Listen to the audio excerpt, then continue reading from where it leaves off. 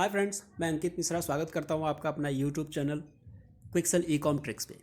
मैं आज बड़े ही सिंपल और आसान तरीके से आपको समझाऊंगा, दिखाऊंगा भी कि जीएसटी रजिस्ट्रेशन कैसे होता है। जीएसटी रजिस्ट्रेशन की ज़रूरत हमें तब पड़ती है जब हम अपना ऑनलाइन का काम स्टार्ट करते हैं और अमेज़ॉन या फ्लिपकार्ट पे हम रजिस्ट्रेशन करने जाते हैं। तो चलिए स्टार्ट करते हैं जीएसटी रजिस्ट्रेशन। जिससे कि आप पहले से ही उन डिटेल्स को लेकर तैयार रहें, आसानी से रजिस्ट्रेशन कर पाएँ। और आपको बता दें कि आपको इस वीडियो को देखने के बाद किसी प्रैक्टिशनर की या किसी कंसल्टेंट की ज़रूरत नहीं होगी अपना रजिस्ट्रेशन अप्लाई करने के लिए। आप खुद भी चाहें तो अपना रजिस्ट्रेशन अप्लाई कर सकते हैं। तो इसके लिए समझते हैं कि कैसे आप इसको अप्लाई कर पाएंगे। तो सबसे पहले आपको इसके पोर्टल पर जाना होगा www.gst.gov.in पर। वहाँ पर टैक्स पेयर नॉर्मल लिखा है, जस्ट उसके नीचे रजिस्ट्रेशन नाउ का ऑप्शन है, तो आप उस पर क्लिक कर सकते हैं। क्लिक करने के बाद जो विंडो खुलेगी वो नई रजिस्ट्रेशन के लिए खुलेगी। तो वहाँ पर आपको बताना है कि आप टैक्स पेयर हैं या फिर आप एज ए प्रैक्टिशनर यहाँ पर रजिस्ट्रेशन कराना चाहते हैं। यहाँ पर उसका स्टेट डल जाएगा, डिस्ट्रिक्ट डल जाएगा, फिर पैन नंबर पे जो नाम लिखा है वो नाम यहाँ पे मेंशन होगा, पैन नंबर मेंशन होगा। दोनों ही मैच करते होने चाहिए आपके पेन के डेटा से, अदरवाइज़ ये आपको रजिस्ट्रेशन अलाउ नहीं करेगा।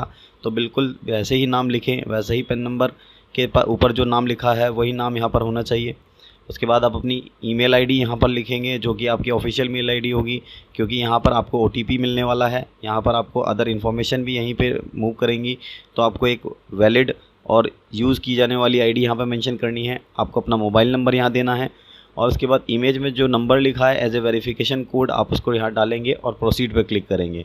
तो इससे आपका फर्स्ट पेज कंप्लीट हो जाएगा और आप उसके नेक्स्ट पेज पर ओटीपी वेरिफिकेशन पर जा सकते हैं। फिर नेक्स्ट पेज पर जब आप जाएंगे, जैसे ही आप प्रोसीड पे यहाँ क्लिक करेंगे तो आपको दो मैसेजेस सेंड होंगे, एक आपकी ईमेल आईडी पर और एक आपके मोबाइल नंबर पर। आपके वहाँ पर जो ओटीपी प्राप्त हुआ है, ओटीपी जो आपको रिसीव हुआ है मेल आईडी पर और मोबाइल नंबर पर, वो आपको यहाँ फिल करना होगा और फिर प्रोसीड पर क्लिक करना होगा। जैसे ही ओटीपी डालकर आप वेरीफाई करेंगे तो आपका एक टेम्परेरी रेफरेंस नंबर जनरेट हो जाएगा और ये आपका पार्ट ए कंप्लीशन हो जाएगा। उसके बाद आपको ये जैसे ही टेम्परेरी नंबर मिलेगा आपको 15 दिन का टाइम दिया जाएगा, जिसके अंदर आप अपना पार्ट बी फिल कर सकते हैं। इस पार्ट बी में बहुत सारी डिटेल्स हैं जो आपको फिल करनी होंगी, तो आपको एक समय दिया जा रहा है जिसमें आप इस डिटेल को कंप्लीट करेंगे। अदरवाइज़ ये आपका टेम्परेरी रेफरेंस नंबर एक्सपायर हो जाएगा और आपको इसको वापस दोबारा से ही रजिस्ट्रेशन करना होगा। तो आप यहाँ पर प्रोसीड पर क्लिक करेंगे। जैसे ही प्रोसीड पर क्लिक करेंगे आपको ये वापस लॉगिन वाली विंडो पर लेके जाएगा, बट यहाँ पर आपको अपना टेम्परेरी रेफरेंस नंबर यहाँ डालना है और यहाँ पर इमेज में दिया हुआ नंबर यहाँ डालना है और उसके बाद प्रोसीड पर क्लिक करना है। तो ये आपको अंदर फॉर्म फिल करने के लिए, पार्ट बी फिल करने के लिए लेके जाएगा। प्रोसीड पे क्लिक करने के बाद आपके मोबाइल पर एक और वेरिफिकेशन कोड जाएगा, यानी ओटीपी सेंड होगा। वो ओटीपी आपको यहाँ फिल करना है जिससे कि ये वेरीफाई हो पाए कि आप ही ने पहले रजिस्ट्रेशन किया था। जो मोबाइल नंबर आपने दिया था उस पर ये वेरिफिकेशन कोड जाएगा। यहाँ वो डालकर आपको प्रोसीड पर क्लिक करना है। फिर आपको नेक्स्ट माई सेव्ड एप्लीकेशन यहाँ पर दिखाई देगा, जहाँ पे जीएसटी रजिस्ट्रेशन फॉर्म 01 जो है वो दिखाई देगा, जो कि इनकम्प्लीट फॉर्म है। आपको यहाँ पर एक्शन में क्लिक करके उसको एडिट करना है, यानी ओपन करना है और आपको अपनी वहाँ डिटेल्स पूरी फिल करनी है। अब जैसे कि आप देख सकते हैं यहाँ पे बहुत सारी डिटेल्स हैं जो आपको फिल करनी होंगी। बिज़नेस डिटेल्स, प्रोमोटर या पार्टनर की डिटेल, ऑथराइज सिग्नेटरी की डिटेल, ऑथराइज रिप्रेजेंटेटिव की detail, place of business, additional place of business, किन गुड्स और सर्विसेज में आप डील कर रहे हैं उनकी डिटेल्स, आपका बैंक अकाउंट डिटेल और आपका स्टेट स्पेसिफिक कोई इन्फॉर्मेशन है तो वो यहाँ फिल कर सकते हैं। उसके बाद वेरिफिकेशन। तो ये सारे फॉर्म एक एक करके आपको फिल करने हैं और जब ये कंप्लीट हो जाएगा तो आपको सबमिट करना है। तो आइए समझते हैं हर एक फॉर्म में आपको क्या क्या इन्फॉर्मेशन देनी है। सबसे पहले बिज़नेस डिटेल के बारे में समझते हैं। बिज़नेस डिटेल में सबसे पहले लीगल नेम आपका ऑटोमेटिक जो टेम्परेरी रजिस्ट्रेशन के टाइम पे आपने दिया था वो आ जाएगा। पैन नंबर यहाँ पे आ जाएगा। उसके बाद ट्रेड नेम में आप जिस नाम से ट्रेड करते हैं उस नेम को यहाँ पे रजिस्टर करना है। उसके बाद आपको कॉन्स्टिट्यूशन ऑफ बिज़नेस फिल करना है कि आप प्रोप्राइटर फर्म हैं, एचयूएफ हैं, आप पब्लिक कंपनी हैं, प्राइवेट कंपनी हैं या अदर कोई एंटिटी है। तो आपको यहाँ से टूल बार में से क्लिक करके सेलेक्ट करना होगा। उसके बाद यहाँ पर डिस्ट्रिक्ट यहाँ पर डालना होगा और अपने स्टेट जुडिक्शन की डिटेल यहाँ पे फिल करनी होगी। स्टेट जुडिक्शन यहाँ से सेलेक्ट करने के बाद आपको कमिश्नरेट का कोड, डिविजनल कोड और रेंज कोड यहाँ पे डालना होगा। आप इसको फाइंड भी कर सकते हैं, जो लिंक आपको रेफरेंस में दिया है यहाँ पे क्लिक करके आप इसको फाइंड कर सकते हैं अपने एरिया के अकॉर्डिंग। अब यहाँ पे एक ऑप्शन है कि आप एज ए कैजुअल डीलर यहाँ पे रजिस्ट्रेशन ले रहे हैं या एक नॉर्मल पर्सन की तरह, तो आप यहाँ पर यस या नो कर सकते हैं। अगर आप एज ए कैजुअल डीलर यहाँ पर रजिस्ट्रेशन ले रहे हैं तो आपको यस करना होगा, अदरवाइज़ आप इसे नो करके आगे बढ़ेंगे। यहाँ पे साथ साथ सेकंड ऑप्शन दिया है जो कि कंपोजिशन स्कीम का है। तो आप समझ लीजिए कि जो ऑलरेडी रजिस्टर्ड पर्सन थे पुराने लॉ में, उनका माइग्रेट यहाँ पर किया गया है, उन लोगों को अपनी कंपोजिशन स्कीम को अवेल करने के लिए एक सेपरेट फॉर्म फिल करना है। लेकिन जो लोग नया रजिस्ट्रेशन करा रहे हैं उनको यहाँ पर ही ऑप्शन दे दिया गया है नए फॉर्म में कि आपको अगर कंपोजिशन स्कीम लेनी है तो आप यहीं पर यस कर सकते हैं और यहाँ पर अपनी एप्लीकेशन दे सकते हैं कि आपको यहाँ पर कंपोजिशन स्कीम चाहिए। उसके बाद आपको रीज़न और टू ऑब्टेन रजिस्ट्रेशन देना होगा कि आपकी थ्रेशोल्ड लिमिट जो 20 लाख या 10 लाख स्पेसिफिक स्टेट में उससे ज़्यादा है, या आप इंटरस्टेट सप्लाई कर रहे हैं इस वजह से रजिस्ट्रेशन ले रहे हैं, या अदर जो भी वहाँ पर रीजंस दिए गए हैं उनमें से आप सेलेक्ट कर सकते हैं रीज़न ऑफ रजिस्ट्रेशन। और जिस डेट पे बिज़नेस स्टार्ट करना है या किया हुआ है तो उस डेट को आपको यहाँ मेंशन करना है। उसके साथ साथ नेक्स्ट इंडिकेट एग्जिस्टिंग रजिस्ट्रेशन, यहाँ पे आपको अपने एग्जिस्टिंग रजिस्ट्रेशन के बारे में डिटेल शो करनी होगी कि आपके पास जो भी एग्जिस्टिंग रजिस्ट्रेशन है आपको वहाँ पे शो करना होगा। जैसे कि एक एग्जांपल है कि शॉप लाइसेंस आपके पास है तो आपको वो शो करना होगा, FSAI का कोई रजिस्ट्रेशन है तो आपको वो शो करना होगा, एंटी टैक्स रजिस्ट्रेशन नंबर है, सर्विस टैक्स रजिस्ट्रेशन नंबर है, सेंट्रल एक्साइज रजिस्ट्रेशन है, किसी भी तरह का कोई रजिस्ट्रेशन है तो वो आपको यहाँ पर मेंशन करना होगा, रजिस्ट्रेशन नंबर देना होगा, डेट देनी होगी और एक एक करके ऐड करते जाएंगे। जितने भी रजिस्ट्रेशन है आपको एक एक करके ऐड करना है और आपको सेव एंड कंटिन्यू पे क्लिक करके आगे बढ़ जाना है। फिर नेक्स्ट डिटेल आती है प्रमोटर और पार्टनर की। तो यानी अगर कोई प्रोप्राइटर बिजनेस है तो वो अपने प्रमोटर की डिटेल डालेगा या कंपनी की डिटेल डालेगा, और अगर कोई पार्टनर है तो वो अपने पार्टनर की डिटेल्स यहाँ पे फिल करेगा। यहाँ पर उसका नाम आएगा, मिडिल नेम आएगा, फिर लास्ट नेम यहाँ पे डालना है, फादर का नाम, मिडिल नेम और last name, date of birth यहाँ डलेगी, मोबाइल नंबर डलेगा और ईमेल एड्रेस यहाँ पे उसका डालना होगा। फिर यहाँ जेंडर सिलेक्शन होगा कि मेल है, फीमेल है, अदर है, और यहाँ पर टेलीफोन नंबर उनका यहाँ पर डालना होगा। उसके साथ अब जिस पर्सन की डिटेल आपने यहाँ पे फिल की है as a promoter, as a partner, उसकी आइडेंटिफिकेशन इन्फॉर्मेशन डालनी होगी, यानी उसका डेजिग्नेशन क्या है आपकी फर्म में, यहाँ पर उसको डिटेल डालना होगा। एज ए पार्टनर है, एज ए प्रोप्राइटर हैं, या फिर कोई डायरेक्टर हैं, मैनेजिंग डायरेक्टर हैं, जो भी आप डिटेल यहाँ डालना चाहते हैं वो यहाँ पर उसकी डेजिग्नेशन डिटेल डल जाएगी। और उसके बाद अगर कंपनी के केस में डायरेक्टर इन्फॉर्मेशन होगी, आइडेंटिफिकेशन नंबर होगा, यानी डिन नंबर यहाँ डलेगा। अदरवाइज़ ये कॉलम मैंडेटरी नहीं किया गया है, आप इस पर फिल नहीं करेंगे। उसके बाद सिटीजन ऑफ इंडिया में यस होगा। फिर नेक्स्ट उस बंदे का पैन कार्ड जिसकी डिटेल आप यहाँ दे रहे हैं। अगर कोई फॉरेनर है तो उसका पासपोर्ट नंबर होगा, और इसके साथ साथ आप आधार नंबर जिनका अवेलेबल है वो डाल सकते हैं यहाँ पर। इसके बाद उनकी रेजिडेंशियल एड्रेस की डिटेल यहाँ पे देनी होगी, बिल्डिंग नंबर, फ्लोर नंबर, उसकी प्रेमाइसेस का नंबर या बिल्डिंग का नाम। उसके साथ साथ डॉक्यूमेंट अपलोड करने होंगे जो कि एक फ़ोटोग्राफ होगा। तो उस फोटोग्राफ का साइज़ 100 KB से ज़्यादा नहीं होना चाहिए, तो आप ऑलरेडी इसको रिसाइज़ कर लीजिए। जो भी डिटेल आप फिल करने वाले हैं तो उस फोटोग्राफ का साइज़ 100 KB तक होना चाहिए, उससे कम होना चाहिए, तभी यहाँ पे अपलोड कर पाएंगे। तो वो फ़ोटो आप अपलोड यहाँ से कर देंगे, ब्राउज़ में जाके आप उसको सेलेक्ट कर सकते हैं और फिर यहाँ पर अपलोड कर सकते हैं। फिर अदर इन्फॉर्मेशन में आपको टिक करना है कि आप इसी पर्सन को जिनकी डिटेल यहाँ पर डाली है उसको ऑथराइज सिग्नेटरी बनाना चाहते हैं या नहीं। तो अगर यहाँ पर आप यस करते हैं तो वो एज ए ऑथराइज सिग्नेटरी यहाँ पे शो होने लगेंगे, अपने सर्टिफिकेट में एज ए ऑथराइज सिग्नेटरी दिखेंगे। अगर आप नो करते हैं तो यहाँ पर उसको ऑथराइज सिग्नेटरी नहीं बनाया जाएगा, आप नेक्स्ट कॉलम में अपने ऑथराइज सिग्नेटरी की डिटेल फिल कर सकते हैं। नेक्स्ट कॉलम है ऑथराइज सिग्नेटरी का, तो यहाँ पर आप ऑथराइज सिग्नेटरी की डिटेल डालेंगे। यहाँ पर आप उसमें प्राइमरी ऑथराइज सिग्नेटरी पर टिक कर सकते हैं कि प्राइमरी ऑथराइज सिग्नेटरी ये पर्सन होगा या नहीं, तो यहाँ पर टिक कर सकते हैं। अगर नहीं बनाना प्राइमरी ऑथराइज सिग्नेटरी तो आप उसे हटा सकते हैं। इसके बाद पर्सनल डिटेल यहाँ पे डालेंगे, नाम, middle name, last name, father का नाम, उनका मिडिल नेम, उनका last name, date of birth, mobile number और ईमेल एड्रेस, ये सारी डिटेल यहाँ पर फिल करनी होंगी। फिर जेंडर सिलेक्शन, मेल, फीमेल या अदर, और उनका STD कोड के साथ टेलीफोन नंबर।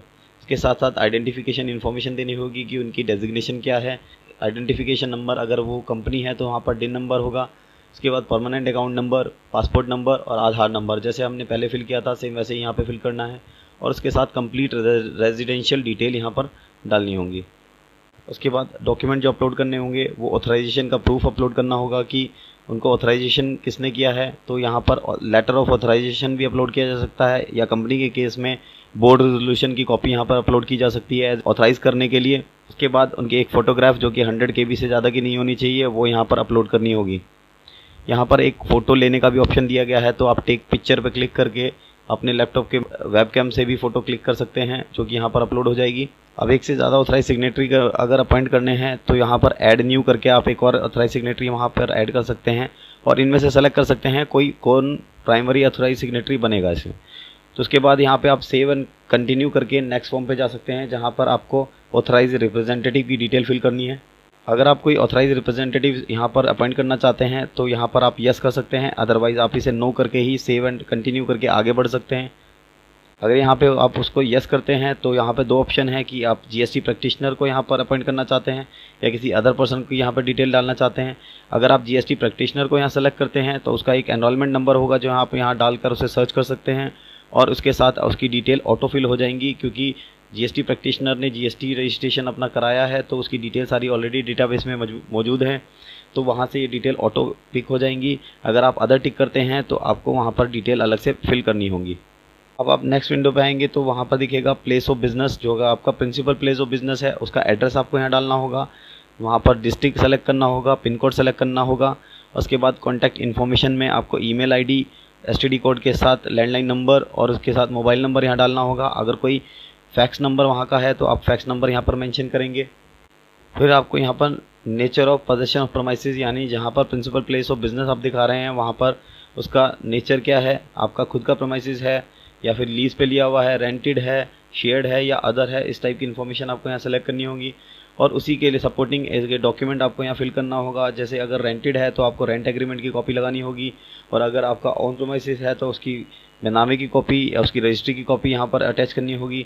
और अगर यहाँ पर किसी का रिलेटिव के साथ आप शेयर करके काम कर रहे हैं तो वहाँ पर उनकी कंसेंट लेटर आपको, नो ऑब्जेक्शन लेटर आपको यहाँ पर ऐड करना होगा।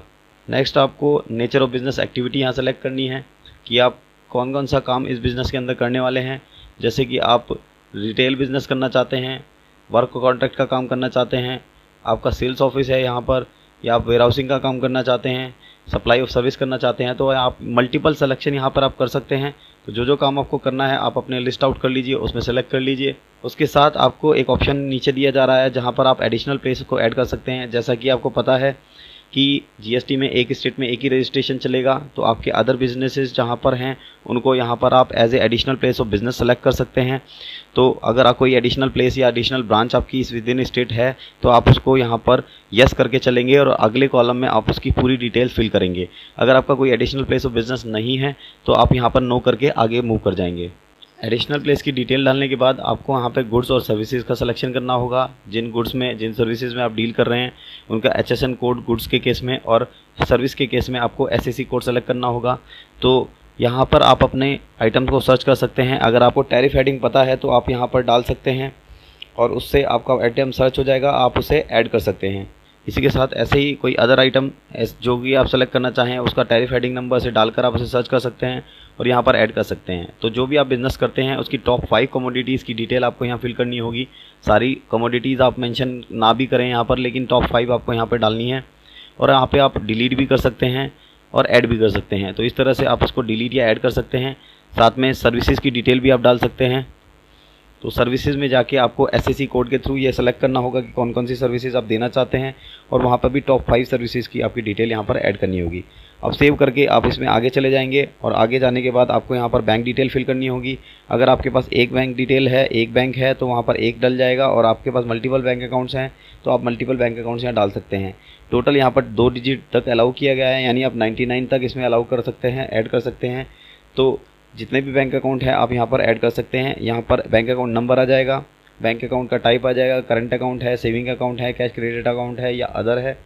इसके बाद IFSC कोड यहाँ से ले सकते हैं, या फिर आप सेलेक्ट करके यहाँ से चेक कर सकते हैं कि आपकी ब्रांच का IFSC कोड क्या है। उसके साथ proof of detail of bank account, उसमें आप डाल सकते हैं कि आपके पास पासबुक के फर्स्ट पेज की कॉपी है, बैंक स्टेटमेंट की कॉपी है, या फिर आपके पास कैंसिल चेक की कॉपी है, तो आप वहाँ पर डिटेल सबमिट कर सकते हैं, उसको अटैच कर सकते हैं एज ए बैंक अकाउंट का प्रूफ। फिर वहाँ पर आप उसको सेव करके कंटिन्यू करके आगे बढ़ जाएंगे। उसके बाद आपकी जो स्टेट स्पेसिफिक डिटेल्स हैं, यानी professional tax employ code number और professional tax registration certificate number, state excise licence अगर कोई है तो ये स्टेट स्पेसिफिक इन्फॉर्मेशन है। जहाँ जहाँ स्पेसिफिकली ये इन्फॉर्मेशन होती हैं वहाँ पर आप फिल करेंगे, अदरवाइज़ आप इसको ब्लैंक करके ही आगे बढ़ जाएंगे और इसको सेव करके कंटिन्यू आगे चलेंगे। फिर लास्ट पेज पर आप आ जाएंगे इस तरह से, जो कि है वेरिफिकेशन का। यहाँ पे आपको अपने टोटल फॉर्म्स में जो डिटेल फिल की हैं उसको वेरीफाई करना होगा। एक ओथ लेनी होगी कि I verified that details these are correct. तो यहाँ आप वेरिफिकेशन पर क्लिक करेंगे और यहाँ पर आप टिक करेंगे वेरिफिकेशन पर, और डेजिग्नेशन जो पर्सन ये वेरीफाई कर रहा है उसको सेलेक्ट करेंगे। जो भी आपने ऑथराइज सिग्नेटरी की डिटेल अंदर डाली थी उसमें से किसी एक पर्सन को आप डिटेल को सेलेक्ट कर सकते हैं, प्लेस सेलेक्ट कर सकते हैं, उसका डेजिग्नेशन ऑटोमेटिक आ जाएगा जो आपने फिल किया था, और डेट। उसके साथ आप इसको सबमिट कर सकते हैं विद ई सिग्नेचर और ईवीसी के थ्रू। यानी आपको 3 ऑप्शन दिए गए हैं, इसके थ्रू आप उसमें अपनी डिटेल वेरीफाई कर सकते हैं। और यहाँ पर वेरीफाई करने के बाद एक एक्नॉलेजमेंट नंबर जनरेट होगा जो कि GST REG 02 फॉर्मेट में होगा।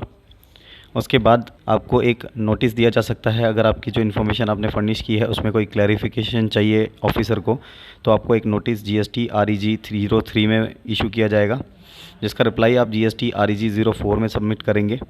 और ये रिप्लाई सबमिट होने के बाद ऑफिसर अगर सेटिस्फाई होता है तो आपको GST REG 06 में रजिस्ट्रेशन सर्टिफिकेट इशू कर दिया जाएगा। जो रिप्लाई उन्होंने मांगे हैं, जो क्लेरिफिकेशन डिपार्टमेंट ने मांगे हैं, उसको सबमिट नहीं करते हैं टाइम से तो भी वो आपकी एप्लीकेशन को रिजेक्ट कर सकता है, और रिजेक्शन का ऑर्डर आपका GST REG 05 में फाइल करेगा। ये ऑर्डर्स आपको आपके ऑनलाइन पोर्टल में भी अवेलेबल होंगे, आप वहाँ से इसको डाउनलोड कर सकते हैं। तो दोस्तों ये था टोटल प्रोसेस। नए पर्सन जो रजिस्ट्रेशन अप्लाई करना चाहते हैं वो उस पूरे वीडियो के थ्रू अपना तो फ्रेंड्स, अगर आपको ये वीडियो अच्छी लगी हो तो चैनल को सब्सक्राइब कीजिए और लाइक कीजिए, ताकि हम आपको ऐसे ही नॉलेजेबल वीडियो आगे भी बना के देते रहें। Thank you so much.